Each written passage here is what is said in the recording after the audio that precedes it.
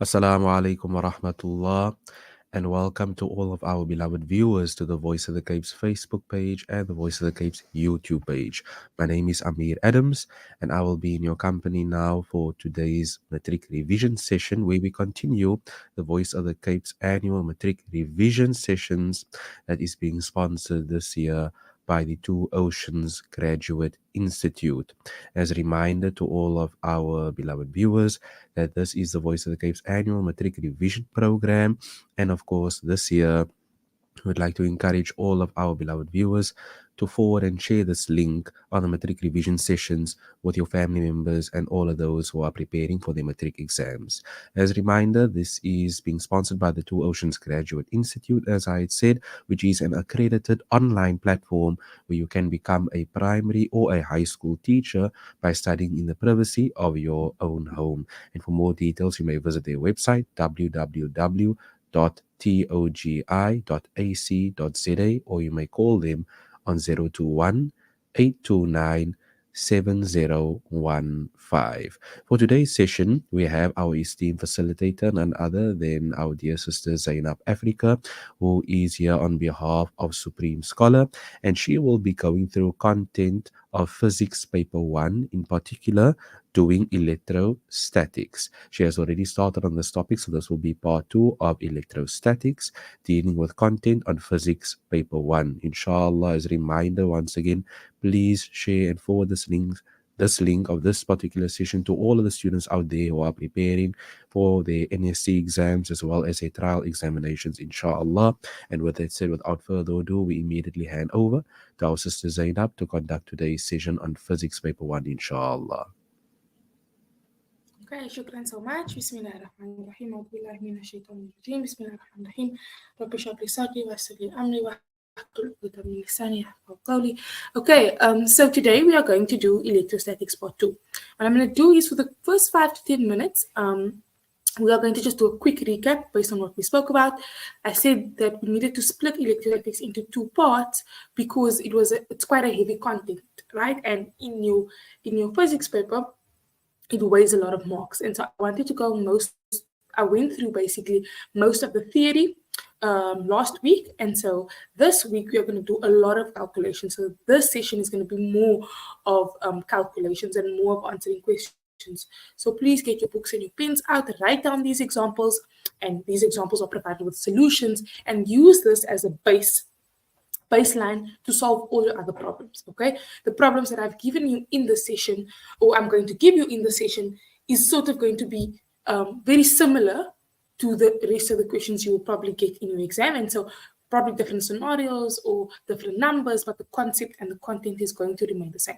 So like I said, it's very important that you get your books and your pens out and you sit and you write down these questions, and so you have them as a baseline to sort of help you in your studies. Okay, so we are doing now electrostatics part 2.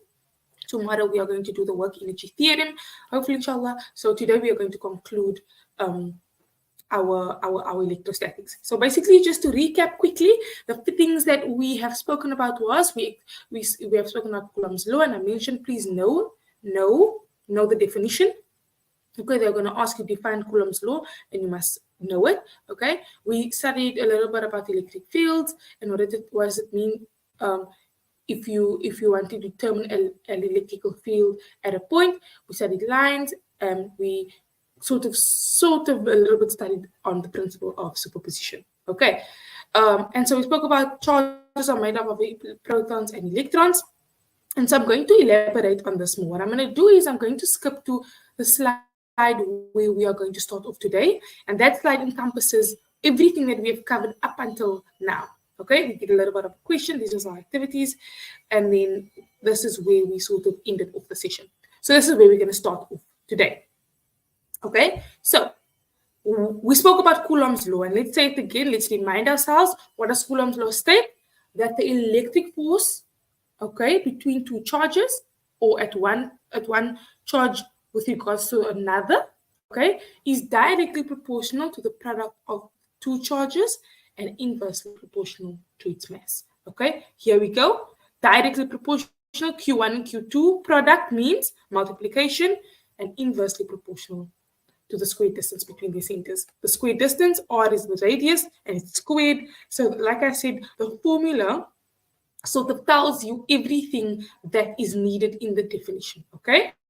We've unpacked this because we did a question on it. The force, obviously, magnitude, r is the distance, and q is the magnitude of the charges, okay? And so I didn't, the session, I did not sort of go through the graphs. Okay, I didn't go through the graphs. So today I just want to quickly show you, because it's very important that we understand how the graphs work, because we're going to do a little bit of multiple choice questions. You know, the first sections of your paper, those are always multiple choice. And I'm going to show you typical exam questions that they like asking when it comes to Coulomb's law. Okay, so we said that Coulomb's law says that the force is directly proportional to the product of its masses. Here's it. Okay, this is the definition graphically. Okay, directly means F is directly proportional to Q1 and Q2, and Q1 and Q2 are products of its masses. Okay, so it's a linear relationship. If the one increases, the other one will also decrease. And it's inversely proportional to the square distance between their centers, which means it must have a decline. Okay, it must have a decline. So the force, directly proportional straight line, and inversely proportional to the square distance between their centers. Okay, so that is something that I wanted us to just understand properly and visualize graphically, okay, because it's going to help us with the following questions to come up. Now, remember I said to you in the beginning, and I kind of didn't do a proper demonstration last week when we had the session, but how do we charge an object? Remember, everything in this universe has positive and negative electron, okay? Now, in order to induce a charge, you need to remove the neutrality, okay? Things are generally neutral, okay? Things are generally in equilibrium, okay? And in order to make this thing charge, or to remove the neutralness, if that's even a word, from the object, you need to charge it, okay? So you can see the jersey. You take a balloon. The balloon is neutral. The jersey is also neutral. The balloon contains protons and neutrons and electrons, and the jersey also contains protons, neutrons, and electrons. Now, you take these two neutral objects and you go and rub it together, like in the second picture.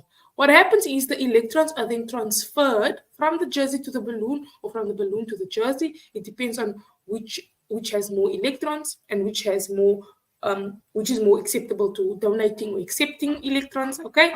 And now the balloon becomes more negative. Now, when you go and take that charged object and you bring it, and you, let's say, like I said, the balloon experiment, you bring it towards water, it's going to deflect the water, because the water is going to be repelled away from the balloon. Water is a dipole molecule, so it's partially negative, partially positive, but those are we learn in chemistry. So that's why when you take a charged balloon and you bring it near water, the water will sort of deflect because of the nature, the dipole nature of water. Okay, so I just wanted us to have a visualization of Coulomb's law and why it is important for us to understand. Okay, then also what I didn't do as well is I didn't sort of put the conversion scale. This is important, okay? We are talking about charge, okay? We are talking about charge objects. We are talking about electrons traveling. And so the conversion scale is very important. Sometimes they will say object 1 is 2 microcoulombs and object 2 is 3 microcoulombs. Calculate the force between the two. You must know that micro is to the -6. They might say nanocoulombs. You must know it's -9. Pico, -12, and milli is -3. Okay, so usually, okay, we mean when we say micro, okay, we mean -6. Or if not the micro, they'll say like a UC, NC, PC, MC. Okay, but you know NC, nano, PC, pico, MC, milli. It's only the microcoulombs that sort of has this U shape. Okay, so that's important. Just keep it at the back of your mind until we get to where we need to solve questions. Okay. Now, what I didn't also speak about was the relationship between Coulomb's law and Newton's law of gravitational of Newton's law of gravity. They are kind of the same, okay? But even in terms of its definition. But the only difference is that Newton deals with masses, Coulomb deals with charges, okay? And Coulomb's law is forces of attraction and forces of repulsion, okay? So Coulomb's law is forces of attraction and its forces of repulsion, whereas Newton's law of gravity is only an attraction law, okay? It only deals with things coming together, okay? It doesn't deal with things being pushed away from each other, okay? So like they're saying here, do not confuse this law. Both product of the quantities are inversely proportional to the square distance, okay? The different constants, obviously Coulomb is K and Newton is G because of gravity, okay? And Coulomb's is attraction and repulsion, and Newton is attraction only, but it's the same, okay? Products of its masses inversely to the square distance between their centers, whereas Coulomb is products of its charges inversely proportional to the square distance between their centers. Okay, so now let's look at some questions. It seems questions are cut out there, but let's look at some questions. Okay, example 1 and example 2 are what we are discussing: the inversely proportional and the directly proportional relationships between these elements in the formula.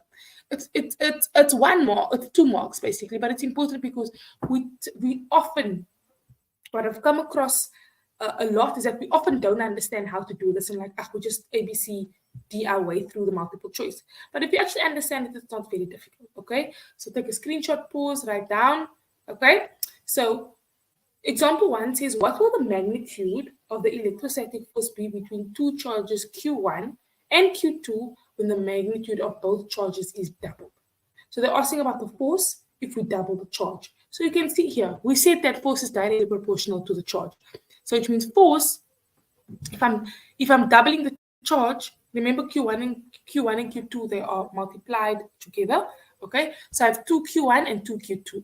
That makes it 4 altogether, okay? And because it's directly proportional, it's going to increase. So if charge increases, then force will also increase. Easy to understand. Now, if you had maybe not come across something like this, maybe you wouldn't have understood how to answer this question. So they'll give you 4F, 2F, 3F, and 1 and a quarter F. Now you just go and circle anything without really understanding that the answers are actually in the definitions, are actually in the formula. Okay, inversely means if I'm going to increase something, I'm going to double force, I'm double the charge. I'm going to triple the charge, I'm going to triple the force, because these things are directly proportional. Okay, so that is example 1. Then example 2. If charge Q is halved and charge Q2 is 4, and if charge Q1 is halved, and the second charge is 4 times, so it's quadrupled, what will the magnitude of the electrostatic force be? Again, we know that force is directly proportional to the coulombs, basically, right? So there Q1 I halved, okay. Q2 I quadrupled, okay, which means a half multiplied by 4 is 2, which means it's going to be 2F. If I half the one force and I quadruple the other, the force will be increased by 2. Hope that makes sense. Take a minute, just take a minute, take it in, look at it, read the question. Q1 is halved and Q2 is 4 times, or Q2 is quadrupled. What will the magnitude of the force be? I want to know what F will be. I half Q1, I quadruple Q2, I multiply the two numbers together, so half multiplied by 4 is 2, and so the force will increase by 2. Okay, I hope that makes sense. Okay, let's continue. Example 3. Now we dealt with the directly proportional part. Okay, we dealt with the part where force is directly proportional to the coulombs, the charge. Now we're going to deal with inversely proportional. What's the relationship between force and the distance, because they are inversely proportional now. So look at example 3. Example 3 says, if the distance between two charges Q1 and Q2 is halved, what will the force be on each charge? So they said Q1 and Q2 is halved. Okay?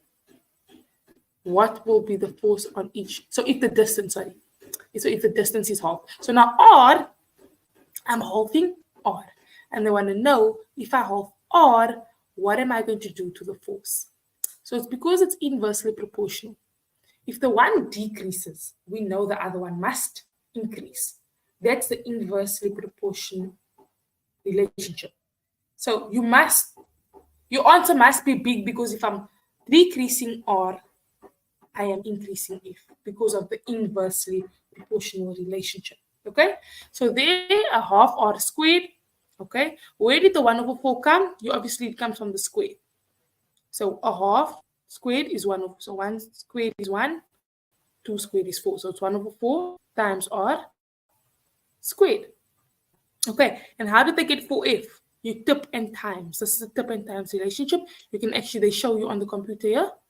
Okay, so you tip and times. So it's going to be 4/1 times R squared, and F will be then 4. So basically you just times 1/4 multiplied by 1, and that will just be multiplied by 1/1, and that will just be 4. Okay, then example 4, also these, remember, these are all multiple choice questions. Okay, these are all multiple choice questions. Example 4, one of the charges doubled and the distance is made a third. What will be the force? So we are doubling one Q, okay, one Q, and we are basically cutting the distance into a third. Okay, so we look here. 2, because it's only one. They said only one charge is doubled, and the distance is going to be a third. So 1/3 to the power of 2 is 1/. So it's going to be 2/9 times Q1 multiplied by Q2 over R squared. Again, you tip and times. This 1/9, you tip and times, it becomes 2 9/1, and it's going to be 18. Or you can put this directly into your calculator, 2/1/9, just with the numbers, okay? And then it will give you 18F. Okay, so you see, if I double the charge and I cut the distance into a third, okay, then it means that my force is going to increase by 18. Okay. Last example, example number 5. 2 charges of the magnitude 6 NC. NC is nanocoulombs, hey? Nanocoulombs. So positive 6 NC and negative 3 NC, so nanocoulombs, are placed 30 millimeters apart. What is the magnitude and the direction of the force acting on the 6 nanocoulomb charge? So first of all, nanocoulombs is times 6 times 10 to the negative 9. And then we have millimeters, but we do not work in millimeters, we work in meters. Okay, remember from the first impulse and momentum session that we did, I said we always have to work in SI units. We never work in millimeters. Okay, we never work in grams, we work in kilograms.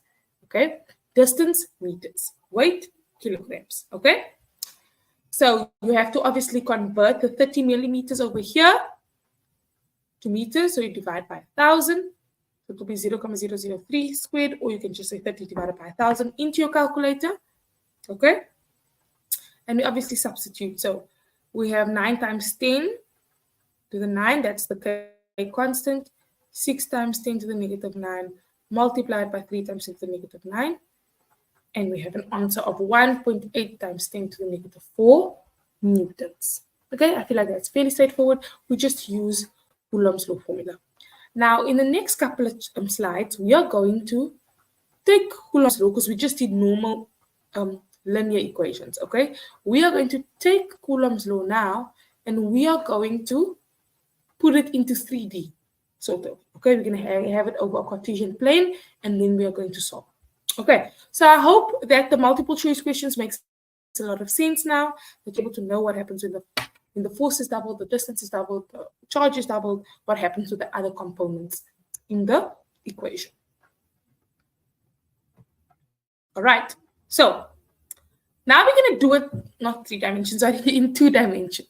Okay, now we did it in 1 dimension. We just had either x-axis or y-axis only. Now we have an x and a y-axis. Okay, so now we are going to do charges in 2 dimensions. Okay, so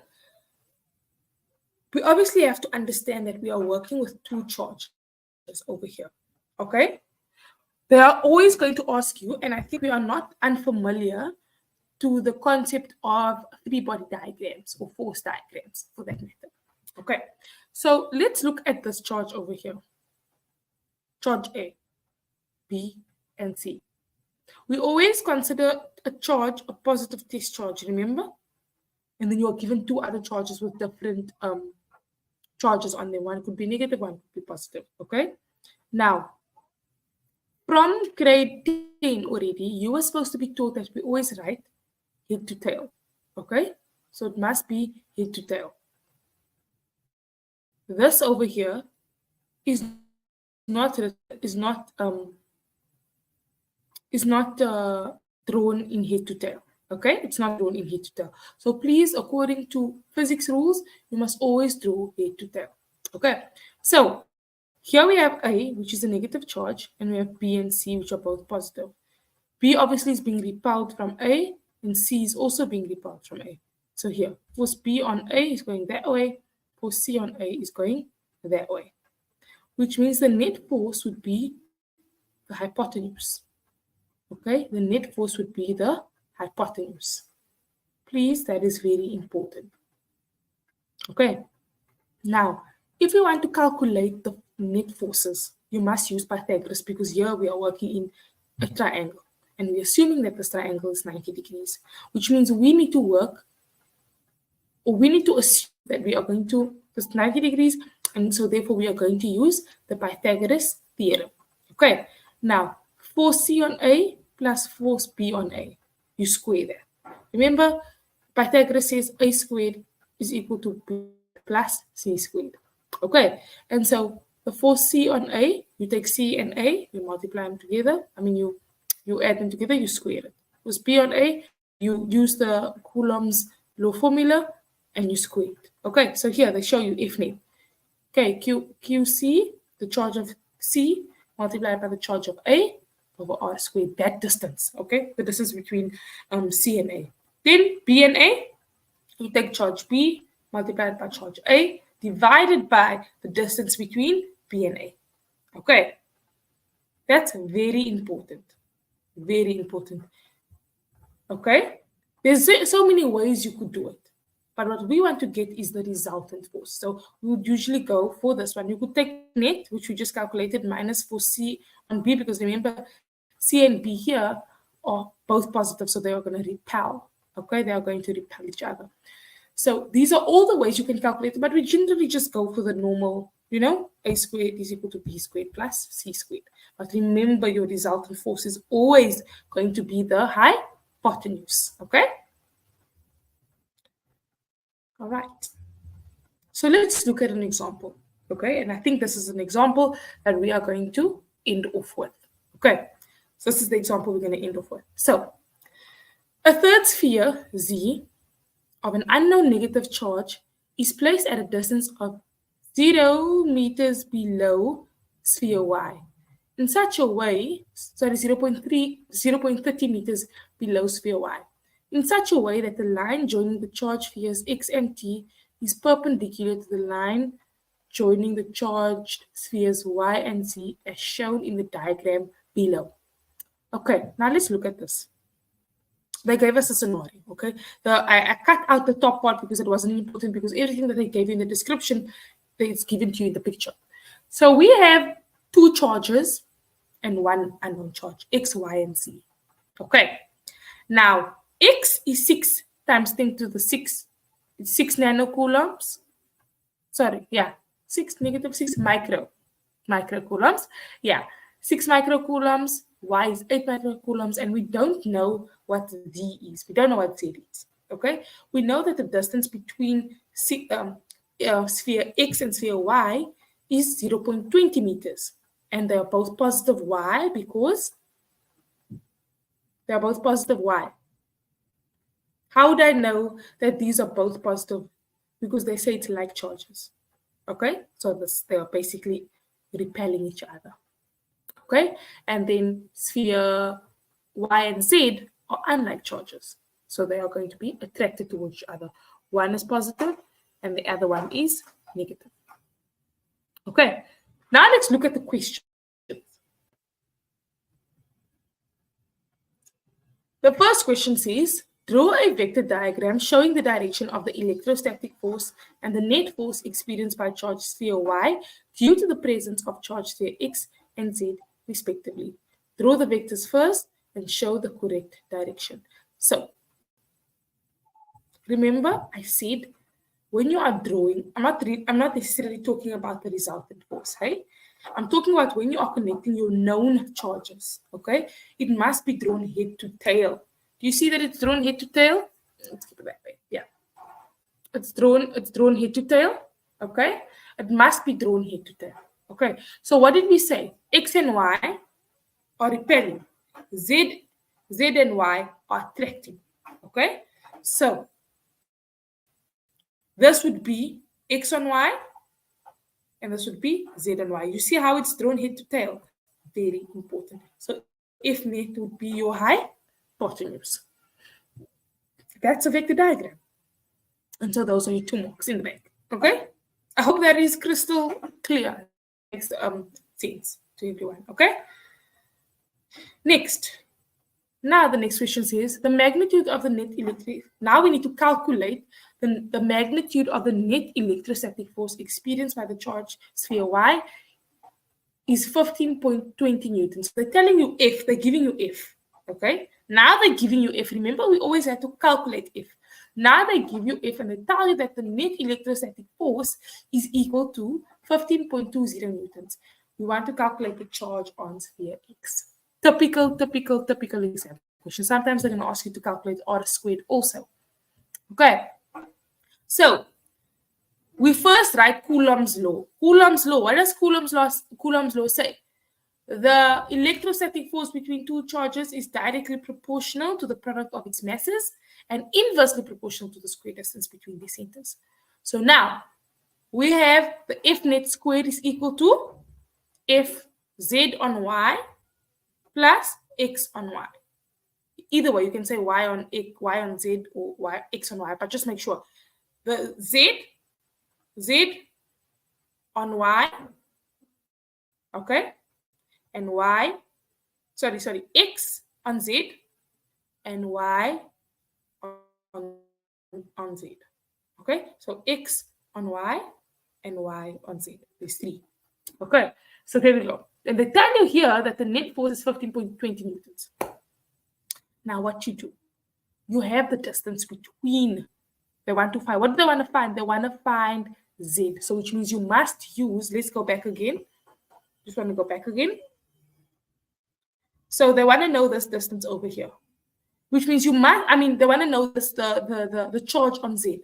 So X on Y, if net is equal to X on Y squared plus Y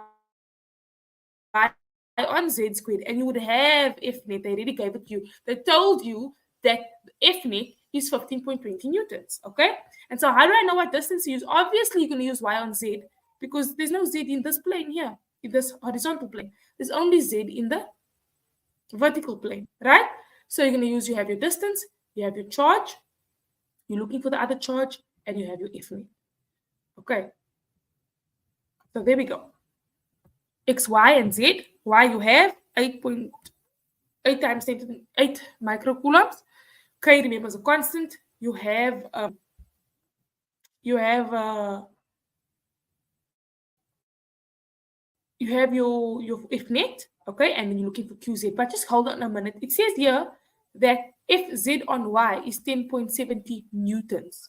Why 10.70 nutons? Why 10.70 newtons?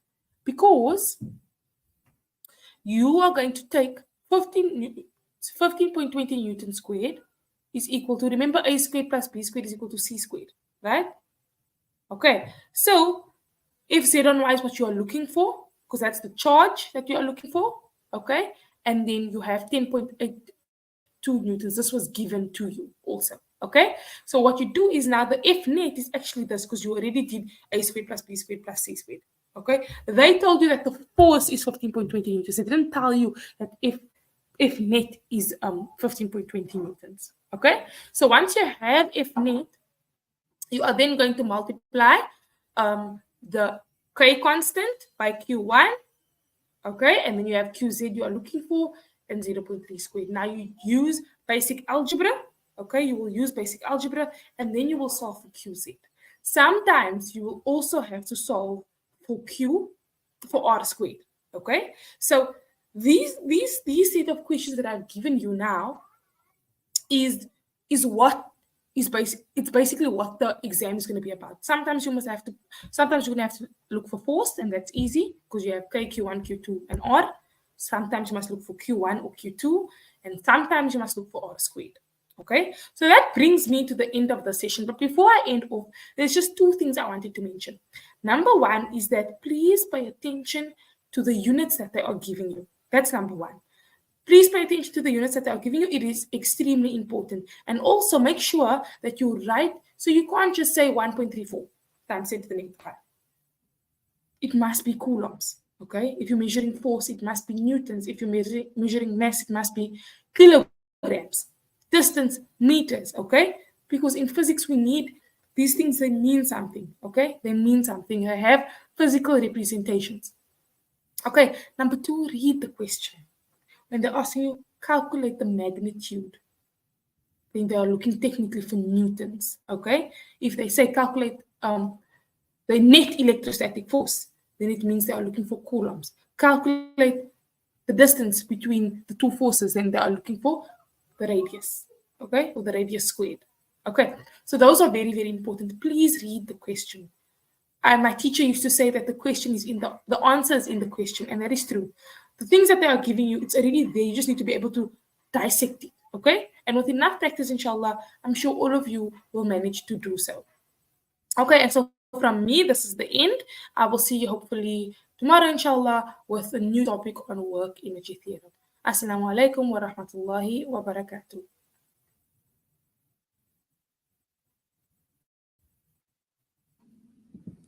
Wa alaikum salam wa rahmatullah. We say shukran, jazakallah khair, and baita makasi to our sister Zainab Afrika from Supreme Scholar, who so beautifully facilitated today's session on content for physics paper 1 dealing with electrostatics specifically.